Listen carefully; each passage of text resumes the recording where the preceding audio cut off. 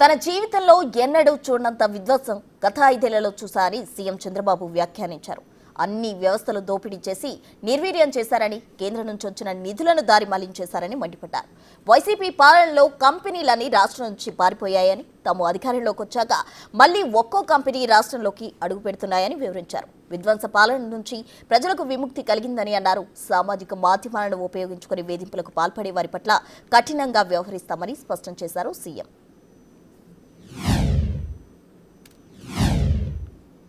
6 నెలలుగా నేను చూస్తే నా జీవితంలో ఎప్పుడూ ఇంత విధ్వంసాన్ని నేను చూడలేదు. మామూలు విధ్వంసం కాదు. నేను 4వ ముఖ్యమంత్రి వచ్చిన తర్వాత 1 నెల 2 నెలల్లో సెట్ అయిపోవాలి. సెట్ కాల. దానికి కారణం వ్యవస్థని మొత్తం సర్వనాశనం చేశారు. అన్ని వ్యవస్థల్ని దోపిడీ చేశారు. లెక్కలన్నీ గందరగోళం చేశారు. తెచ్చిన డబ్బులు ఎక్కడెక్కడో దుర్వినియోగం చేశారు. కేంద్ర ప్రభుత్వంలో ఒకదానికి డబ్బులు తీసుకొచ్చి వేరే దానికి ఖర్చు పెట్టి, లేకుంటే అవినీతిలో దాన్ని మింగేసే పరిస్థితికి వచ్చారు. దీనివల్ల చాలా ఇబ్బందులు వస్తున్నాయి. ఇప్పటికి మీరు చూస్తే కేంద్రంలో 94 సిఎస్ఎస్ అంటే సెంట్రలీ స్పాన్సర్డ్ స్కీమ్స్ వస్తాయి. ఆ డబ్బులన్నీ వేరే డిపార్ట్మెంట్కి ఉపయోగించేశారు.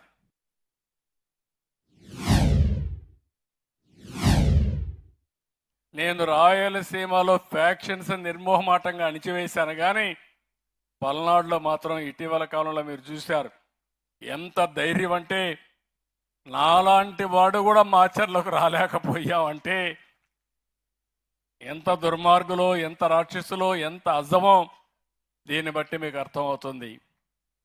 నేను మంచికి మంచిగా ఉంటాను తప్ప, ఒకవేళ దారి తప్పిన వాళ్ళకు మాత్రం వాళ్ళందరి పట్ల మాత్రం చెండ శాసనుడుగా ఉండి తాట తీస్తానని చెప్పి కూడా నేను మీకు తెలియజేస్తున్నా.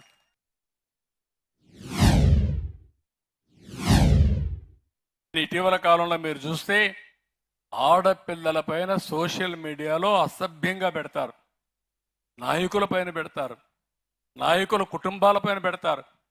మాట్లాడితే ఇష్టానుసారంగా మాట్లాడతారు. ఏం పెడితే ఏం చేస్తారంటారు. అదే చెప్పా, పెడితే తాట తీస్తాం. సభ్యత ఉండాలి, మీకు పద్ధతి ఉండాలి. సోషల్ మీడియా అనేది మీరు ఉపయోగించండి. దేనికి ఉపయోగిస్తారు? వేరే వాళ్ళ క్యారెక్టర్ అసాసినేషన్ కాదు, వాళ్ళందరినీ బాధ పెట్టడానికి కాదు, లేకపోతే వాళ్ళని అవమానం చేసి ఆ ఫోటోలు చూడలేక బయట రాకుండా బాధపడే పరిస్థితి తీసుకొస్తున్నారు. మంచికి ఉపయోగించండి. చేత కాకపోతే ఇంట్లో పడుకోమని కూడా హెచ్చరిస్తున్నా. దీనికి కూడా గట్టిగా ఉంటాం.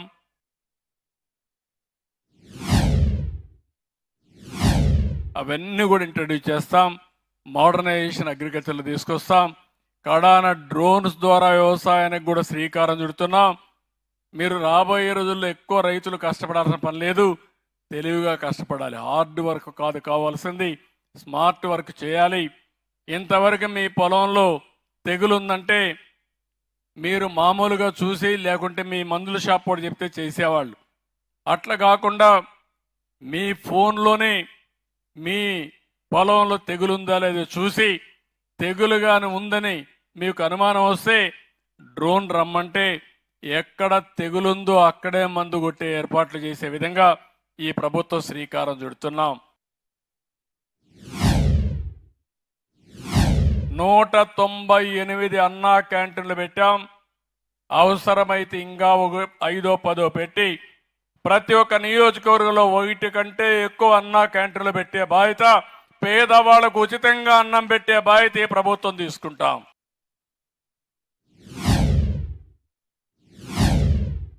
ఈరోజు ఆర్థిక సంస్కరణలకు నాంది పలికిన వ్యక్తి మన్మోహన్ సింగ్ గారు, పివి నరసింహారావు గారి నాయకత్వంలో.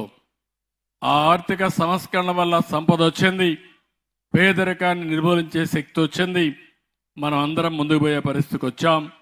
అందుకే అలాంటి నాయకుడికి రాజకీయాలకు అతీతంగా మనం అందరం సంతాపం తెలియజేయాల్సిన అవసరం ఉంది. నాకు హైకమాండ్ ఎవరు లేరు, కానీ నా హైకమాండ్ 5 కోట్ల ప్రజలే నా హైకమాండ్ అని చెప్పి కూడా నేను మీకు తెలియజేస్తున్నా. నేను ఎవ్వరికి రిపోర్ట్ చేయాల్సిన అవసరం లేదు, కానీ నేను మీకు మాత్రం రిపోర్ట్ చేయాలి.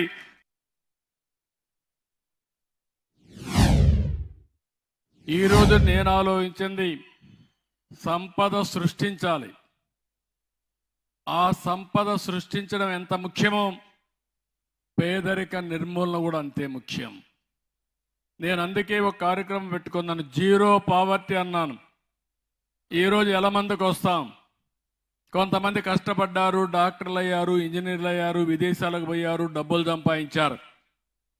కొంతమంది ఇలాంటి అభాగ్యులు ఉన్నారు, ఇప్పటికి కూడా పేదరికంలో ఉన్నారు, ఇల్లు లేకుండా ఉన్నారు, పూట గడవని పరిస్థితుంది, కష్టాల్లో ఉన్నారు. అందుకే అలాంటి వారికి మనందరం అండగా ఉండడం మన బాధ్యత. నేను అందుకనే మీరు చూస్తే ఈరోజు ఏదైతే పెన్షన్లు ఉన్నాయో ఇవి 64 లక్షల మందికి పెన్షన్లు ఇచ్చే ఏకైక రాష్ట్రం భారతదేశంలో ఆంధ్రప్రదేశ్ రాష్ట్రం.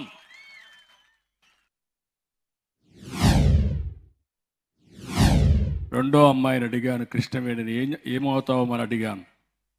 ఇంటర్మీడియట్ చేస్తున్నాను, కోచింగ్ కూడా తీసుకుంటా, డాక్టర్ అవుతానని చెప్పి ఆ అమ్మాయి ధైర్యంగా చెప్పే పరిస్థితి వచ్చింది.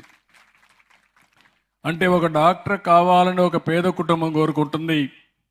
ఒకవేళ ఏదైనా జరిగితే ఆ కుటుంబానికి విధి వక్రీకరించడం తప్ప ఇంకోటి కాదు. నేను అందుకే ఆలోచించాను, వారికి ఇవ్వాల్సిన 38,38,000 రూపాయలు, 40,000 రూపాయలు రావాలి, ఇమ్మీడియట్గా శాంక్షన్ చేయమన్నాను. ఈ గ్రామంలో అందరికీ ఒక 25 లక్షల రూపాయలు బకాయిలు ఉన్నాయి. ఈ రోజే శాంక్షన్ చేస్తున్నా. అందరి పాత బకాయిలన్నీ ఇండ్లకు పూర్తి చేసే బాధ్యత ఈ ప్రభుత్వం తీసుకుంటాం. అప్పుడప్పుడు మీరు మర్చిపోయి ఓటు అటు ఇటు వేస్తారు, దానివల్ల ఇబ్బందులు వస్తాయి.